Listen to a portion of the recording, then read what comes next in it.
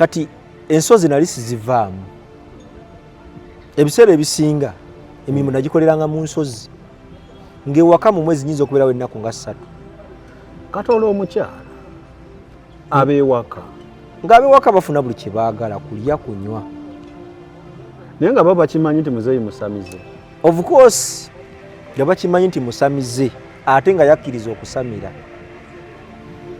tugende mu maaso naye n'abakyala bagumira ebintu tugende mu maaso naggamba atya nagamba noonya nnyo Katonda kubanga akuli kumpi kati kyammalamu amaanyi nali mu kusaba osobola butaggwamu maanyi sami nyo bayita okusaba wulira osabye osabye wulira okooya nga naye Mukama naye nga kusaba kikuwasaba okuloga nga nze kyeneetaaga mu nsi njagala ndabe Katonda kuba Yesu ye namulaba anti tusiribwalirako totumanyira ati nali nsaba wali ologa kale tukitwale nga wali ologa gwe ngolowooza osaba kati mutuufu natuuka nga nange mpulira njala kulaba ani Katonda. Katonda abantu bagamba balabye Katonda nze si Katonda sinnamulaba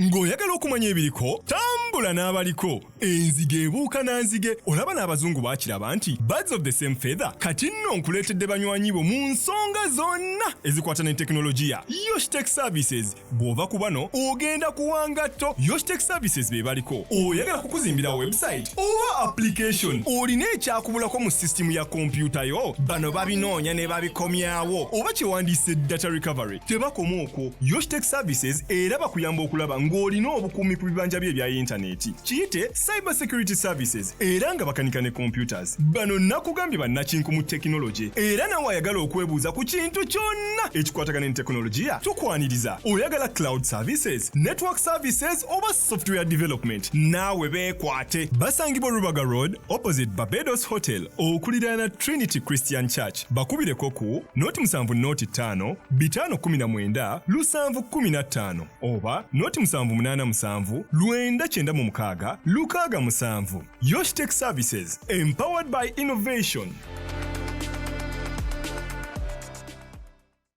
Obulamu bunyuma, obulamu buwooma. Ekyo tekiriiko awakanya wabula obulamu bunyuma bulamu agugi mazima wuliriza nkuleetedde ekyokuddamu ku ndwadde ez'enjawulo ezituteganya mu bulamu gwe wamma ne tulema okweyagala JS Medical Hubs bano bakugu mu kujjanjaba ebizimba mu lubuto tujjanjaba hania n'abulira ddala otawanyizibwa ndwadde za lususu ebimmonde ku matu enkovu ezizimbye oba nsundo byonna tubibuzaawo ate nno tetukoma okwo era tujjanjaba ulcers sukaali pressure n'endwadde endala nnyingi abatawanyizibwa mu nsonga z'omu kisenge nammwe tetubalekeredde tulina JS Body Cleanser nga bw'olinywa lino likamula obucaafu bwonna mu mubiri olwo JS Immune Booster ne lizimba obutaffaali mu mubiri linyweko weetangira okulwalalwala ku JS Medical Hubs eddagala tukozesa lya butonde teririna bulabe yadde basebo ne bannyabo mbalamusizaako mu linnya lya Mukama waffe Yesu yenze musawo John Sewanyana wano ku JS Medical Hubs njagala okujjukiza ekintu kimu nti obulamu buli mu ngalo zo byolya ku sowaani yo oba byonywa mu kikopo kyo bye bigenda okusalawo onaabeera mulamu oba onaabeera wandwadde tukuyita wano ku JS Medical Hubs tukujjanjaba endwadde jjukira nti ffe we tujjanjaba ensibuko tujjanjaba cause tetujjanjaba symptoms tukuyita jangu ojjanjabwa endwadde yo wano ku JS Medical Hubs ojja kuwona mu linnya lya Yesu Kristo. Amina. Tusangibwa Nansana okumpi ne Nansana Business Center oba tufune ku simu zino wammanga noti 7 noti 6 367 362 oba noti 772 999 noti 29 JS Medical Hubs for health and skin solutions. Naliwo n'akatambi nalaba Kristo teyayitako taata we nga amuyita emirundi waliwo n'akatambi nalaba bambi nga omusumba akuba abayigirizwa be kibooko nabiraba nga baganya okuwa ekimu eky'ekkumi bakirya naye ze bannange naye naawe n'oteekawo akabina ne bakuba ne lwaki abaana ba Mukama naye omuntu mwali kuba musumba obuyi ku kituuti muliwulira kati ze mbabulidde Katonda waffe tatambulira mu ebyo ebintu Katonda waffe tumusinza mu mwoyo n'emazima gwe beera mu bulamu bwo tonoonya muntu yenna kutegeerera Katonda wabula Katonda mutegeere nga ggwe. Nze siina buweereza bwennanga timujje ku kanisa y'egindi mujje mulange musajja wa Katonda ali gindi nedda. Nze nzija wano gwe kwennyini otegeere Katonda nga ggwe omuntu omu omanye nti Katonda wange mulina era okakasa nti mulina yaŋŋamba okukola kino. Kubanga bwe nagamba nti genda ku musajja we gino ojja kudduka misinde olw'ensonga nti ojjagala nti Jeremiah akoze eki yeyaŋŋambye ayogedde. Naye nze siina muweereza wa Katonda, siina buweereza bwonna bwennanga, siina kanisa gye nzimba nti neetaaga butebe nedda, wabula nkugamba Kristo wa Katonda ono buli wajja mu bulamu bw'omuntu wabaawo enkyukakyuka.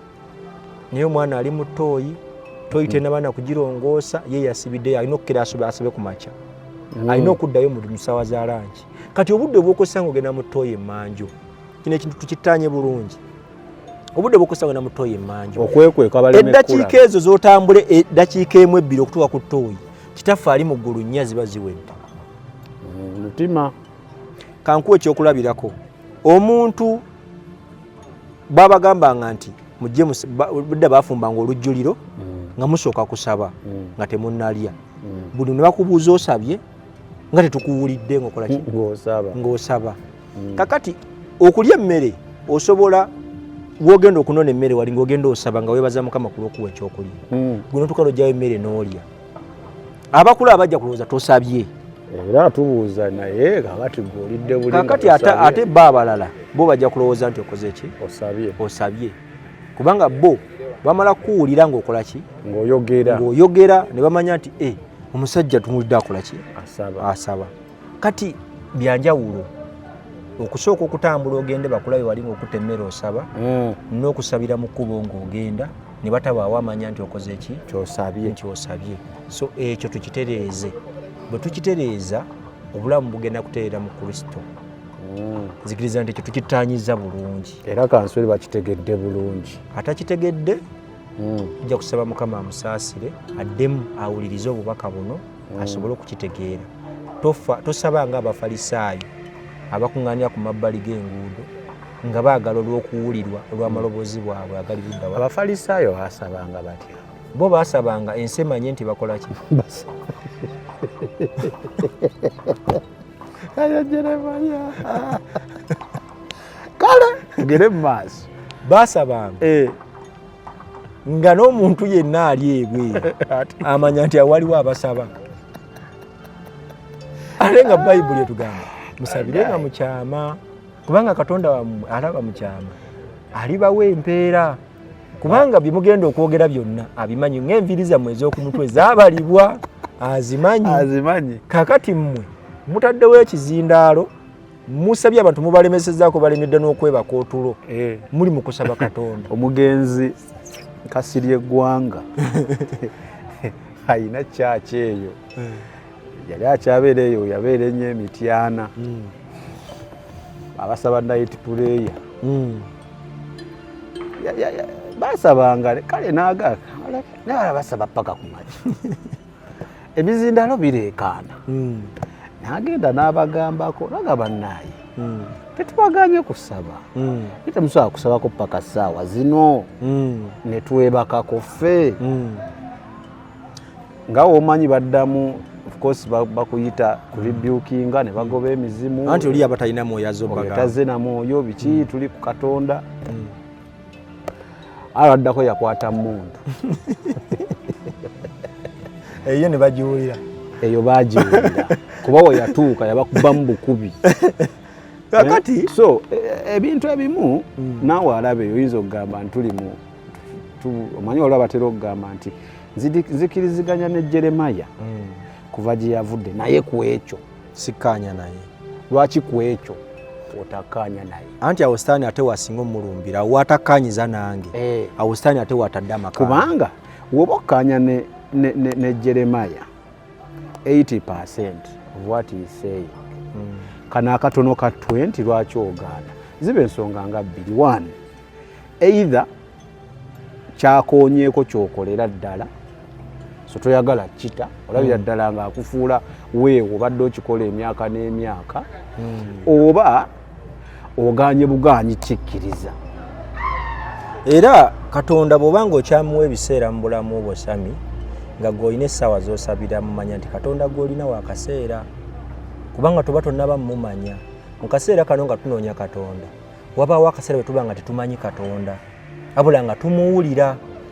Eno Bayibuli kitabo kya Katonda ne si ye Katonda era omuntu asobola kikwata nakyo kyaba tayokyezza Katonda just bino biwandiiko atayokyezza Katonda. Endagamuntu eyogera ku muntu naye si ye muntu. Ekitabo Bayibuli kitabo ng'ebitabo ebiki ebirala ekikifuula eky'amaanyi kye kigambo ekikikola ki ate ng'akisoma akitegedde. Ako kakulu ng'akisoma akitegedde kubanga era ekirala omuntu ajja gikwata Bayibuli n'agyokye n'ekirigamba nti tabayokyeza Katonda. Kati bw'obanga Katonda olina musinza nga munda mu ggwe olina obudde bwo bw'osinzizaamu Katonda kitegeeza Katonda owuwo tonnaba mmutegeera. Kale oyinza okuba omumanyi ng'era Katonda omwagala naye nga kino obadde tokimanyi nti Katonda si wa biseera na budde si wa ddakiika ssaawa bwe ziti 9 nedda. Ekyoto kyo kirina okuba nga kyaka. Kati niba basindisa ebyokolo oba amayembe oba amajinni ne basanga ekyoto kyo nga kyaka tegagenda kukutomera kubanga ne bw'oba weebase era obeera osaba kuba oba omubiri guba gwakimanyiira mu buliwo ne mu butaliiwo nga weebase. Kati era nekyobola abantu abasinga bwe beebaka wansi balaba nga ate bali mu kusaba baloota bali mu kusaba basulata bali mu kusaba eno zuuka ng'era n'ebigambo bikyajja atandikira mu kuki mu kusaba. Beruba luyimba mu nsi y'omwoyo aba ali mu kuyimba era bwazuuka atandikira mu luki mu luyimba olw'ensonga emmeeme yagimanyiza okubanga esinza Katonda ekiseera kyonna ng'eri mu kumuddiza ekitiibwa. Naye kati Katonda awo bw'abanga wa ssaawa 8-9 kitegeeza okyali wala ne Kristo nti oli ne wabanga asindisa ekintu naddala abantu ba agenti ba Sitaani nga balina kye basindisa kijja kukwata kubanga wagenda okisinga ojja kuba tunagenda mu mwoyo ogenda kuba okyali mu mubiri. Kati ffe tulina kutambulira mu mwoyo buli kimu kigenda okukukwata ng'okyali eno mubiri. Anti Sitaani bw'alumba nasanga ekyoto kikutasooka n'alinda malawo bakinakola ki kizikiramu wekizikiriramu wakola ki ng'ajja wajjira kubanga bwe kizikiramu ogenda n'oka TikTok n'osikulinga n'oyaka TikTok n'olaba movie n'owulira nga ate bikkoledde.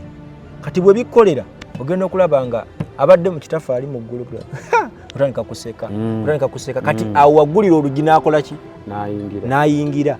Kati akaseera konna omulokola alina kubanga asaba talina kuzikiza oba otambula mu kkubo oba ogenda kwebaka oba olongoosa nnyumba oba oli mu kuzimba oba oli muvuga takisi oba oli mu takisi oba olagawa kaseera konna kaba kakusinza. So basically kyogezaako okujjayo okusaba Katonda tekuliiko time tekulina na kiseera tekulina lunaku.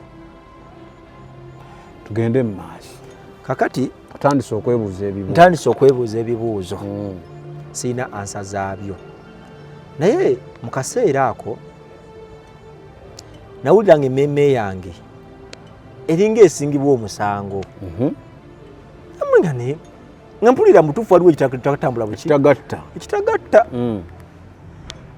nenga naye Mukama kati nkoze ntya njagala kino njagala kiri naye njagala kumanya kino kati natandika okusaba n'okuli siriyasi tandise okusaba Katonda njogedde bye basaba njogedde nsabye nengera munnange emyoyo giri gye nasembeza gyo gye gibeerawo kubanga olugi lwali luggule nga gyo giri gyakola ki ngera ne bwensaba gye ginziramu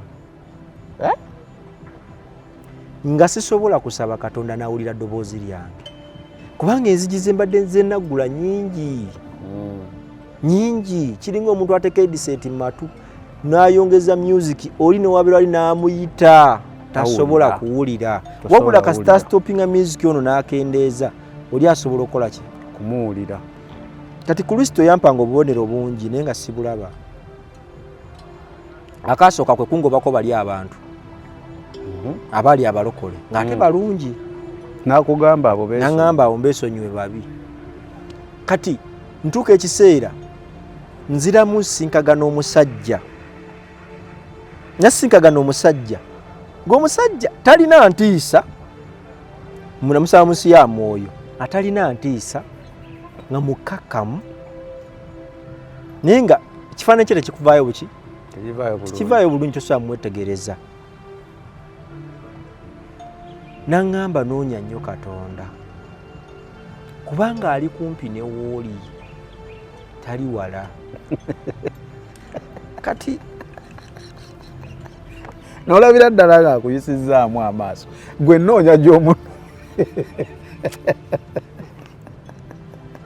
Okay, atulina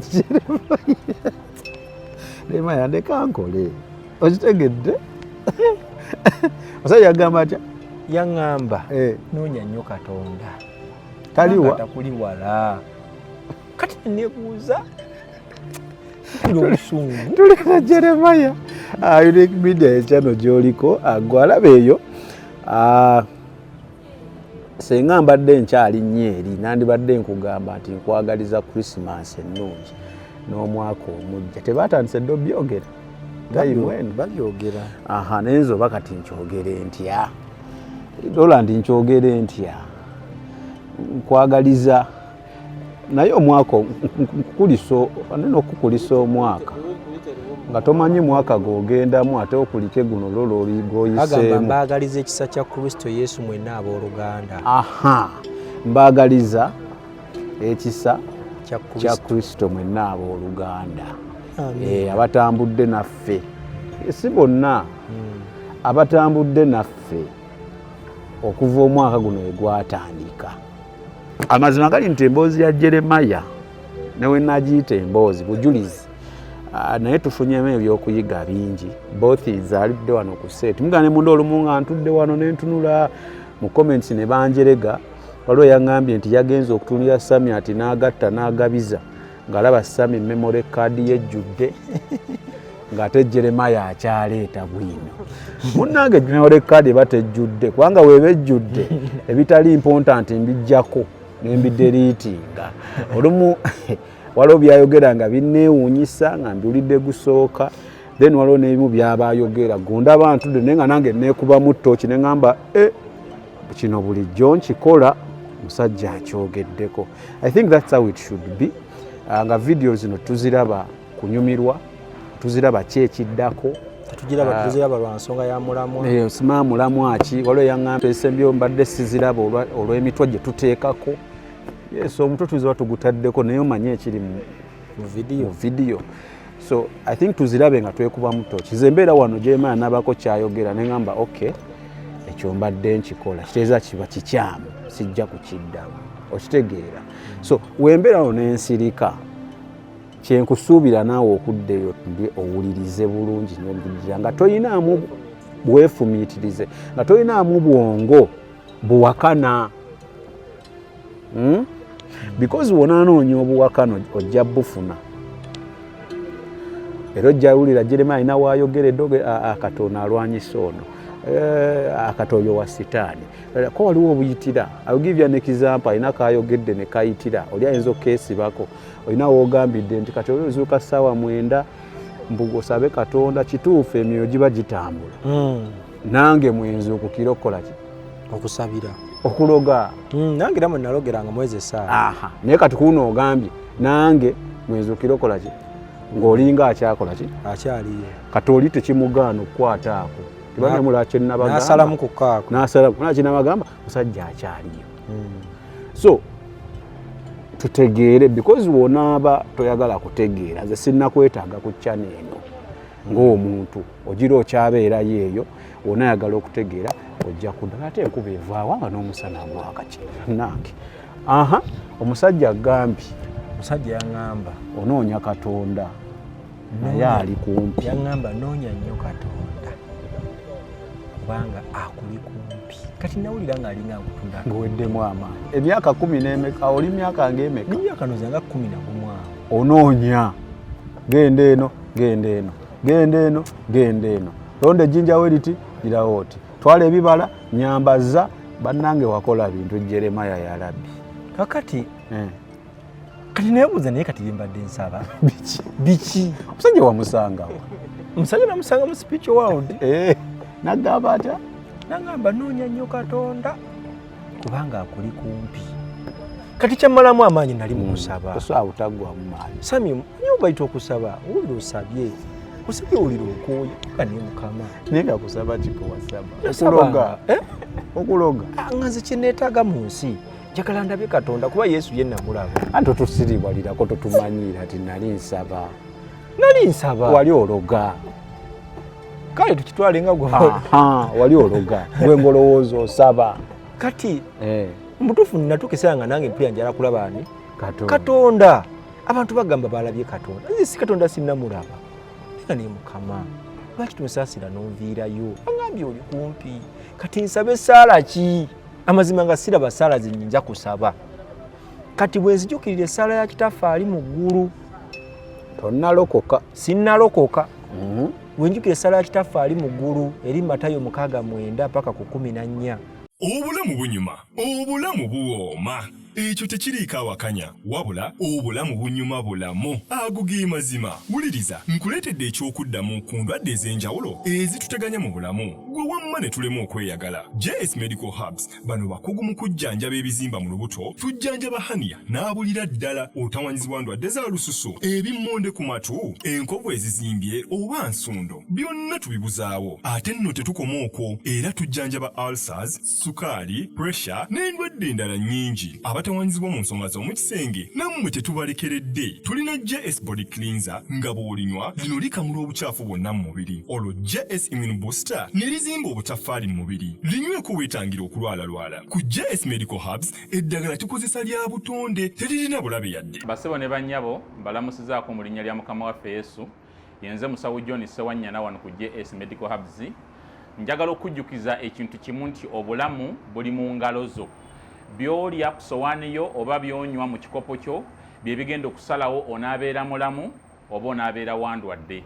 Tukuyita wano ku JS Medical Hubs tukujjanjaba endwadde. Jjukira nti ffe we tujjanjaba ensibuko, tujjanjaba cause, tetujjanjaba symptoms. Tukuyita jangu ojjanjabwa endwadde yo wano ku JS Medical Hubs ojja kuwona mu linnya lya Yesu Kristo. Amina. Tusangibwa Nansana okumpi ne Nansana Business Center oba tufune ku simu zino wammanga noti 7 noti 6 367 362 oba noti 772 999 noti 29. JS Medical Hubs for health and skin solutions. Kakati nensalo ninga kankole ki? Kanzikirize nfukamire nsabe Katonda gwe bangambye ali ki? Ali mu ggulu. Ali kumpi. Naye ng'omanyi okubeera awo kumakya nga wakazuukuka kubanga bwe twalinga tuzuukuka nga tosobola kugula erina ekigere ekisooka ebweru n'oyogererako ebigambo n'olyoka okola ki? Ofuluma. Kati ne bampa ne bangamba ngende nkole omukolo ogwa Mukasa. Mukasa ngamba njagala okola omukolo gwange. Omukambuza mukolo ki? Nangamba nja kukubulira nga ekiseera kituuse. Kati kumakya sawa ziringa mu sawa 11 kitundu awo 11 kitundu awo ekire kyenkuba gye kyava samanya nayo.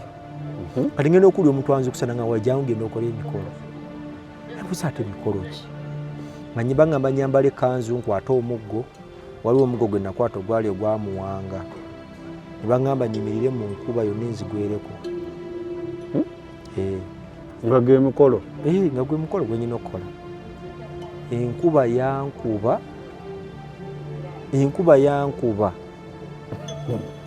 Paka saa 12 kikano.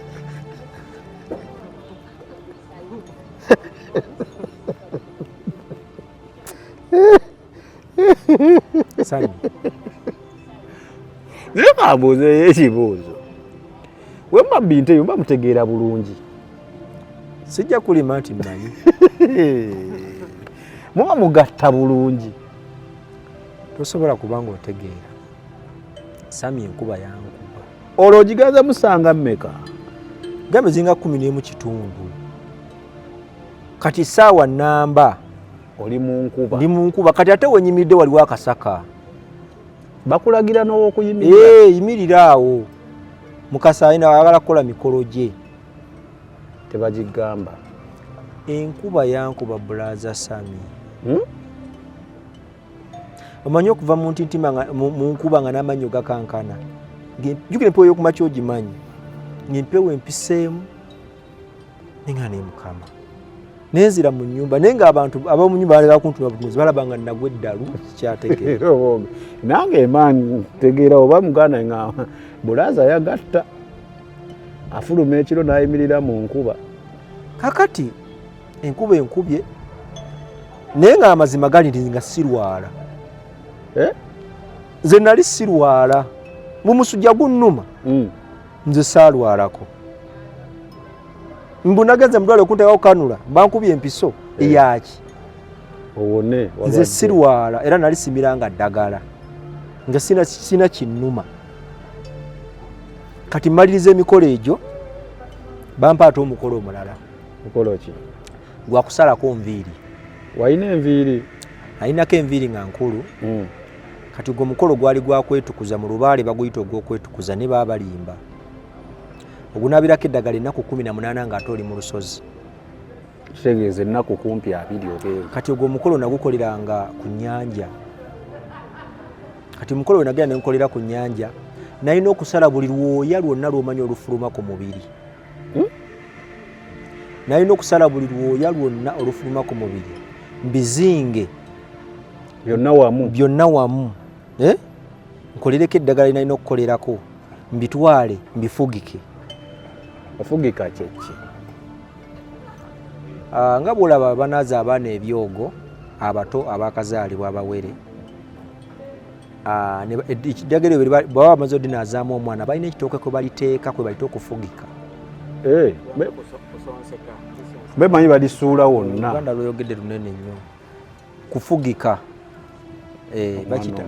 bakiyita kufugika uganda lwayogedde kati nange nakikola nensalako enjala ez'ebigere kati nga nina okuddamu okusala enjala ez'ebigere nga nina okusala buli lwoya lwonna ndukuŋŋaanye bitwale mbifugike kumbe sitaani anoonyako nkwaso olufugike wa ku kitooke kati mala odufugika ate nina okwebakayo era ennaku endala 8 kati ensozi nali sizivaamu ebiseera ebisinga emirimu nagikoleranga mu nsozi ng'ewaka mu mwezi nyinza okubeerawo ennaku nga 3 katola omukyala ab'ewaka ng'ab'ewaka bafuna buli kye baagala kulya kunywa naye nga baba bakimanyi nti muzeeyi musamize of course nga bakimanyi nti musamize ate nga yakkiriza okusamira tugende mu maaso naye n'abakyala bagumira ebintu tugende mu maaso kakati annange nenzikakkana ne ŋŋamba naye kankole emikolo gino mala ogikola awo wenfunira poto ate ntwala underground wansi mu nnyanja so poto libanga kkubo poto eyo libanga era liba kkubo si libanga obanga ateebereza abantu bagenda mu nnyanja bwekiri omusajja atuga abawoza nnyanja balabe balinga abataasoma kali kajjeeko kali kati akabataasoma kitereeze bulungi kati nkogere ntya tugambe tutya omusajja atuga abawoza nnyanja balabe balinga abataasoma anti kyategeeza nti abataasoma bokka si be bagenda mu nnyanja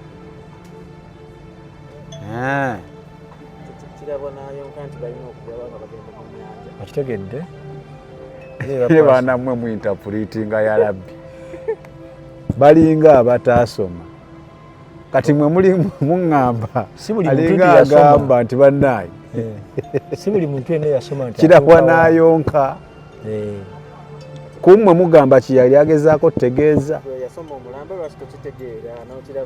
akati tugende mu maaso so amazima gali ntandu balina munya omanyi bakinkubuuza abantu babyogera oli najja naggamba naye kati sisame ebintu ebyo bali mu kugamba kati nze poto baginzigulira kati wansi eyo waliyo biki wansi nasangayo entebe ez'amayinja nga bwolaba entebe gye tuddeko nga z'amayinja naye era nasangayo abantu kati nga nvudde kubanga abankulembera baali balongo naye batuuka ne bambulako nga bambadde ekkanzu enjeru engoye enjeru ezitukula ezakayakana baatuuka eyo wansi ne saddamu balabako naye naddamu okulaba abantu ab'enjawulo, abantu be nali simanyi naye nga balaga nti balina omubiri gwenkola ki gw'olina gwe nnina naye nga balinga abaweebwa oba orders nga ndaba bali ku layini ono bw'avaawo ng'omulala agenda ono bw'avaawo ng'ate buli avaawo abula bubuzi toddamu mukola ki mulaba.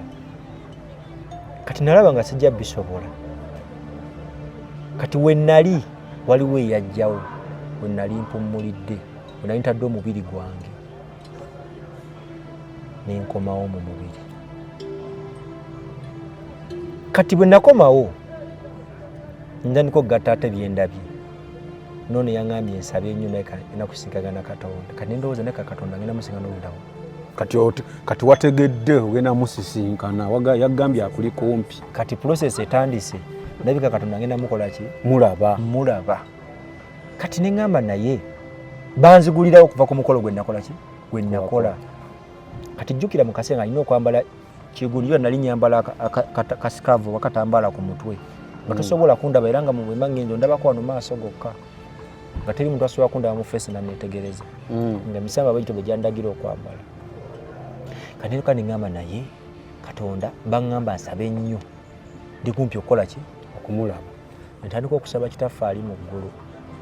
Kati saamanyanga nti ssaala ya Kitaffe ali mu ggulu erina kyebanafuya ebakosa otegeera kubanga bwe ntandika ng'ogisaba wabangawo omusajja eyajjanga nga muwulira mu mutima gwange aŋŋamba olwanyi nnyo naye yongeramu amaanyi. Kati nga aŋŋamba nnyongeremu amaanyi ng'olaba okola n'amaanyi nga ndaba ate nkola n'amaanyi ntaddeyo kinene omusayagala wettebwesi. Natuuka ekiseera ne mpulira nga ndikooye naye ng'ate nkyabyagala nyina gwe njagala okulaba. Walaba Katonda. Njagala laba Katonda. Ekibuuzo kyange nga noli bwantuuka nambuuza nansinka mugamba njagala laba Katonda kati kubanga ku maanyi ge nalina naye manyi kati nina okuba nga nsobola okulaba ani Katonda. Naye omusajja ajja nampooyawooya naŋŋamba munnange ebintu bino obiraba buli kimu kiva mu kusalawo kwo. Gy'okoma okusalawo gy'okoma okufuna ekyo ky'okoze eki ky'oyagala ne ky'osazeewo. Era ng'omusajja ŋŋamba okusalawo kwo kye kikulu. Omusajja oyo teyanneraga nga mu feesi naye nga yampitanga naŋŋamba yampitanga Julius nga mpulira omuntu ampita naye nga eddoboozi lye bwe mba mpulira amaloboozi g'emisamba gye namanyi nga ndyawula nga nsobola okulaba ne kati ono yampita naye kati nkoze nti kye nakola n'ensooka n'enzirayo era ku nnyanja. Kati nga ku luno njagala kwetwala banyinyonnyole manyi tewali kyakola tewali sina poto gye naggula byagaana ne malayo ennaku 3 n'enzirayo ewaka kuba luli bwe bampa access yanzigulirawo kuba nange nali simanyiwa gye nkola ki gyendi. Kati nendaba nga byaganye n'enzirayo ludda ewaka. Kakati era eddoboozi ly'omusajja ono eriddamu ne liŋŋamba okusalawo kuli gy'oli bikkula Bayibuli okole ki osomemu kuba ogirina. Kati na Bayibuli gibikkula kati esi ntunulira bigambo sibitegeera naye nga kyemmanyiimu kimu Yokaana 14:6 ngiina mu mutwe n'obwoli ne bwanza okusanjoogera. Yokaana 14:6 ti yekkubo n'amazima n'obulamu. Kati ate omusambo ogwa kkubo ngusamidde ogwa bulamu ngusamidde kati kyebulayo ge mazima.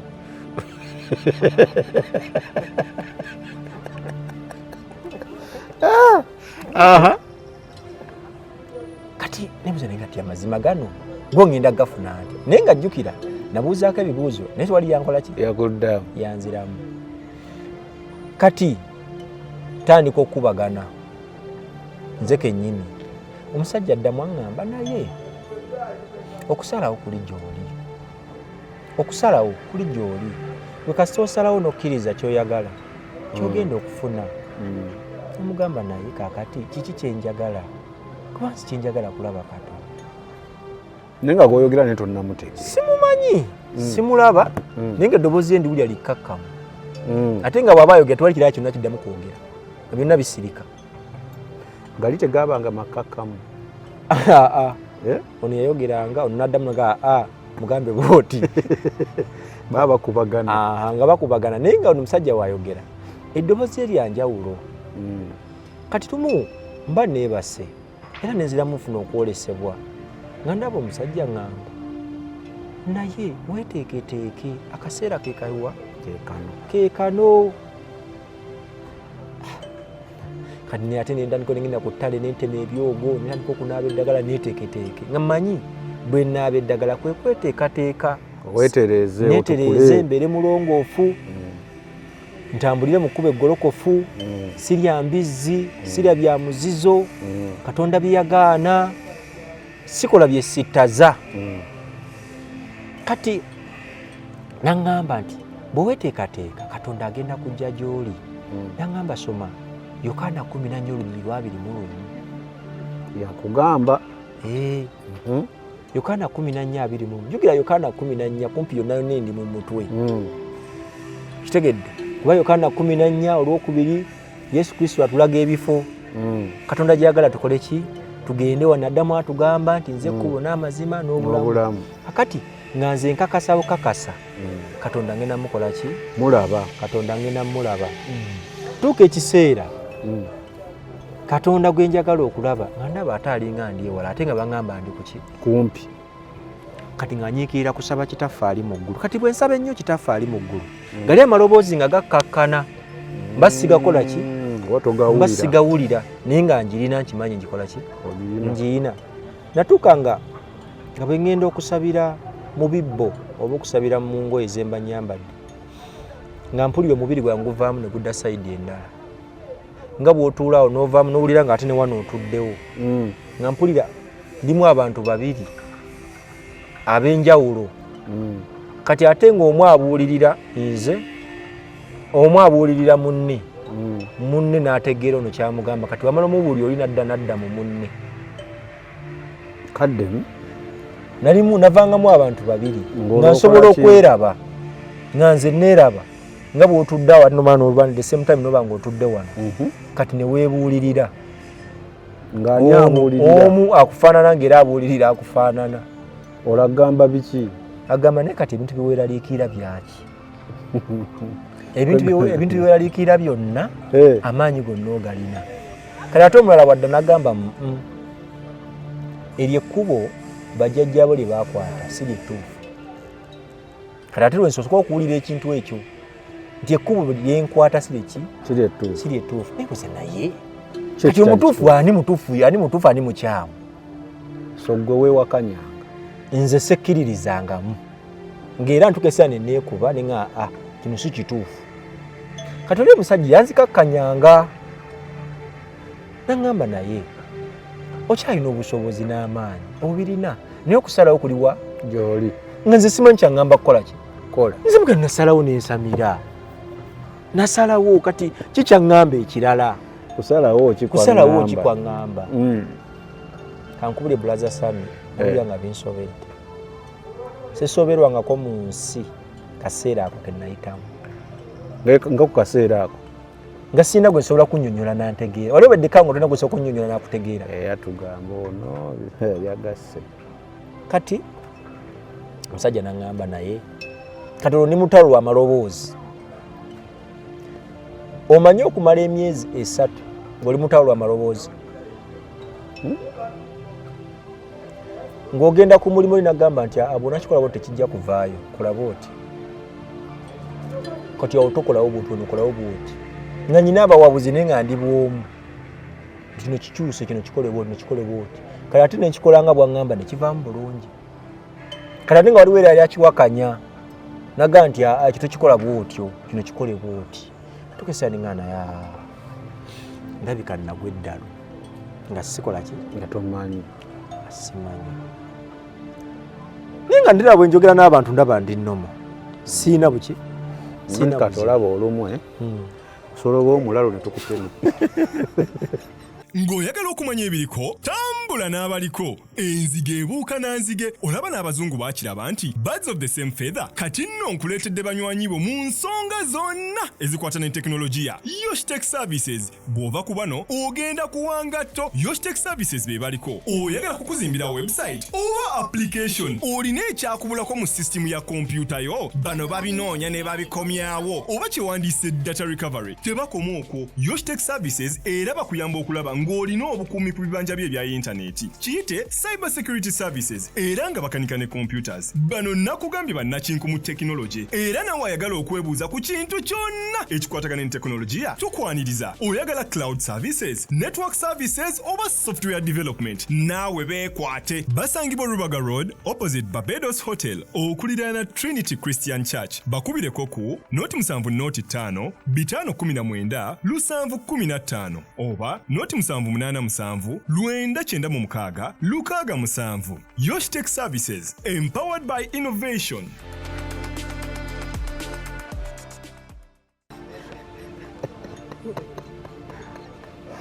Solo okuba omulalu tugana naye Jeremaya ye waffe katugezeeko nnyo mutegeera ye waffe naye nga ffe tumanyi wagatta muba mukimanyi era nga Roland we tusigala ne Roland tugamba mukama sajja waffe atereere. So walowooza ogasse nalowooza naye ate nga wonyumya n'abantu olaba oli sitemu ndaba ndi bulungi sina buki sina buzibu kati tandika okuba n'amaloboozi ago onaŋŋamba kikola kino onaŋŋamba kola kino onaŋŋamba kola kino onaŋŋamba kola kino kati waliwo n'omusezi yali aserera ewange ate oyo nali saamwogerako naye kye nakola omusezi oyo ne ku kyalo taddangako yajja lumu n'ayita ewange ne muwulira nti akoze ki nga bw'atuuka ewange yeebasa abantu bonna naye ng'emisana muntu mukakkamu nnyo.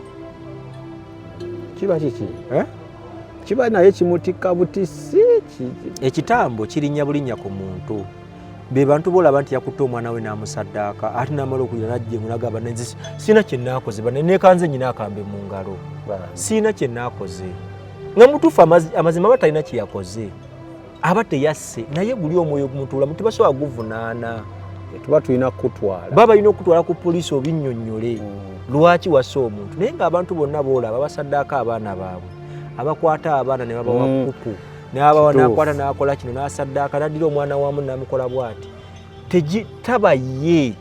Nalaba omukyala awo yagira mwana wa munne naye taba ye kati ye agenda okwetegereza kiri kimuvaako amaze kikola yensonga lwaki ebiseera ebisinga baba bakutte omusezi ategeera luvannyuma nnyo nti ali mu bantu wali sitani bateekawo kateni tosobola kulabawo bantu tobalaba naye nga weebali bakulaba oba olaba oli wekka era ekintu bwe kirinnya ne kikulinnya ku mutwe notandika okukola ebintu ebitasaana naye nga gwe tokola ki tulaba kati omusezi ajja ayita ewange kati nali mpulira nga buli siteepu gy'alinnya ngikola ki naye nga kizibu nnyo okulya siteepu y'omusezi bw'aba anajja embwa ze zisooka okuboggola abasinga abasezi batambulira nnyo embwa ze zisooka mu maaso embwa zisooka ne ziboggola ne zimala ne zikakkanya amaloboozi kati ye mugenda okuwulira nga mwebasi kyekiri kye nayogeddeko nti osobola okwebasa omuntu n'awulira nga waliwo ayitawo takusobola kukola ki kati nze nasituka nenzigulawo oluggi ne muteegera ku nsonda abajja foosi y'amaanyi yamutomera n'ayimira mu kifo kimu tuli mu ssaawa 9 ogw'ekiro kati mu foosi y'amaanyi ago yayimirira mu kifo kimu nga takyasobola kukola ki kutambula ne mugamba kino ekitundu kyange ani yakulagira okikoleramu era n'aŋŋamba sigenda kudda kukolera wano ng'oli mu nju olwo nfulumye wafuluma nga maze omukwatira ali mu kifo kimu naye mugamba toddamu okuseerera mu kitundu kyange kubanga bwe naakulaba okuddamu okuseerera mu kitundu kino sigenda kukulekera bulamu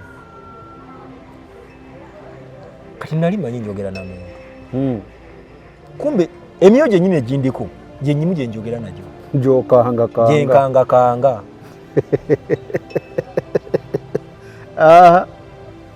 nga ginga ssebo tukwegayiridde taata tutukola kikyamu olowooze nti oli w'amaanyi kati zino zonna diversion bakutega ntege kakasa confidence ofune confidence nti olaba okanga n'omusezi n'adduka kumbe okanga by'oyina kali nga ssebo taata tukwegayidde tugenda kudda mu kitundu kyo naye tusaasire tugenda kudda naye tute tugende gye gyeyimirizanga mu kifo kimu ne ndowooza nti nze nsibye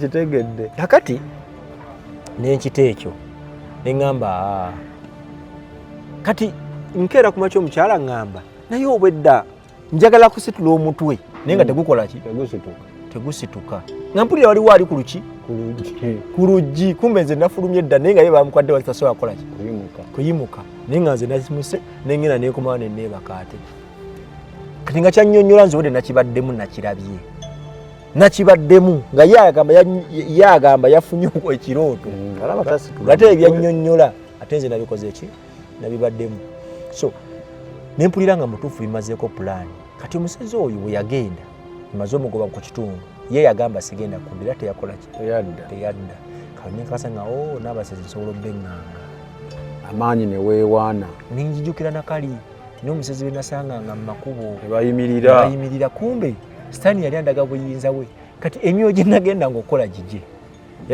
nange nali wuwe negino gyenstopinga nga gigye kati nga waddembe ogikozesa kyakola ki kyayagala okuteekamu ekirowoozo era yakikuteekamu kati nensigala nga ndimu nembeera nga nsaba kitaffe ali mu ggulu nga nsaba kitaffe ali mu ggulu nensaba kitaffe ali mu ggulu nga njagala kulaba Katonda nga neebuuza naye ekibuuzo kiri tekinvaamu era byonna mbinnyonnyola ekibuuzo nkyakikola ki kyakirima tuzzeeyo wali olwo amaloboozi googera bakulagira kola kino ega tokukikola ate n'okola kino ekyono ayogera empola nekivaamu bulungi katutandise obutabitegeera ndowooza ngasse kati njogerako n'abantu mbabuuze naye bannange kyekiriwo bwoba ondaba ngawo nabuuza omuntu nebuuza bwoba ondaba ndi mulalu sabitokyogera ndi mulalu oba kati ate kizuza ekisookawo okiyimbuza nga lwaki olowoozawo ngamba tolina buzibu olabika bulungi yambala bulungi tuyambalangako ngoye ziyulise oli bulungi nga ningandayeka nekyamu nagamba tolina kikyamu nakamlinga ok kyokka otyo bagamba sisobola sina gwe nyinza kugamba kati oyagala bagambwe mulaba ki mulalu oba ati sometimes nga mpulira nga njogera nze kennyini nga njogera naye mu kwogera kwange kati bano ate ababeerawo ndaba tebanzirabo nga tunyumya nga bulala bwenkunyumiza bwengi naye nga ate ndaba tonziramu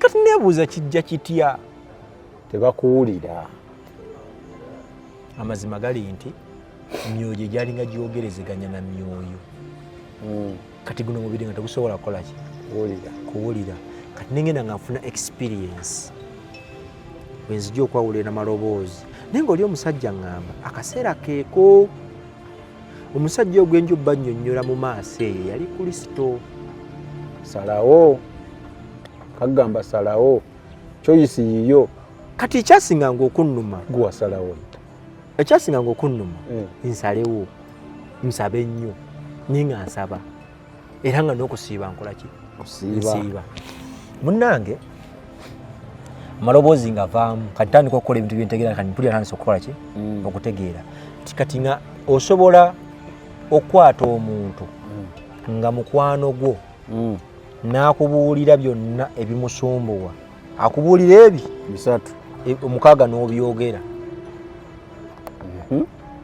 nga bw'asaayogera ebisooka okonekitinga naye noba ng'osobola okutegeera byakola ki byazzaako nebyayitamu kati experience eyo ngifune y'amaloboozi manya nti eddoboozi likoze kino nilikodde kiti nilikole kiti kati ekisinga okuntawaanya ennyo nga nziramu nfuna omulwadde oyo mulwadde ye yantabula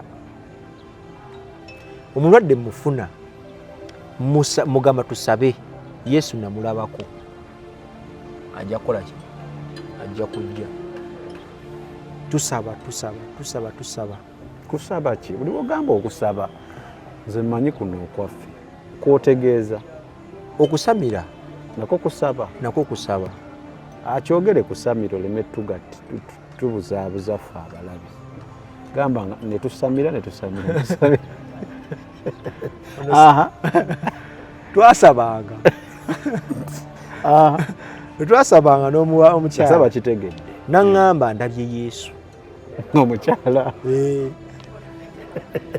kati nasirika nga amulabye naye neŋŋamba kyendiko kyekituufu. olaba amulabi kakati neefuna ekirowoozo neŋŋamba bw'aba amulabye ye tanaba genda luddawa mu ggulu gwe wagenda nze nagenda kitegeeza ye ali wansi kwani kuggwe kunze. Naŋŋamba Yesu azze n'akwata emyoyo gyonna egibadde wano egy'ekizikiza n'agikumako omuliro nga mukambwe. Ne mugamba naŋŋamba muga okay. Ebyo by'owulidde oba ebyogeddwa mu episode eno si birowoozo bya Unique Media nga channel awamu n'abagikulira, wabula birowoozo by'abantu ssekinnoomu mu kiti kyabwe.